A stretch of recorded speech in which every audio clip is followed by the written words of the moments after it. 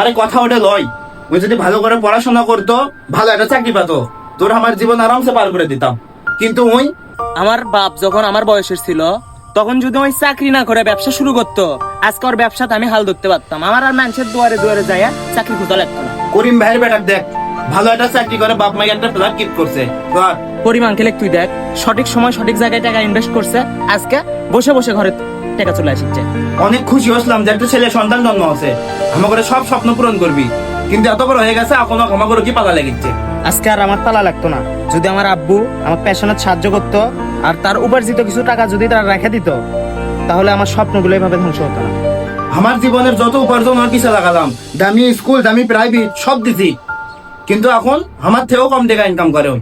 আমি কি একবারও কইছিলাম আমাকে দামি স্কুল দামি প্রাইভেটে পড়াবার? ওই টাকাটা যদি আমার প্যাশনের প্রতি খরচ করতো, আজকে ওর থেকে আমি ভালো টাকা ইনকাম করতাম। তাও যদি আমি আমার মুখ থেকে সুন্দর পাতাম যে আব্বু তুমি আমার জন্য এত কিছু করছো, আমি তোমার প্রতি কৃতজ্ঞ। যদি আমার বাবা আমাকে বলতো যে বাবা তুই আমার গর্বিত সন্তান,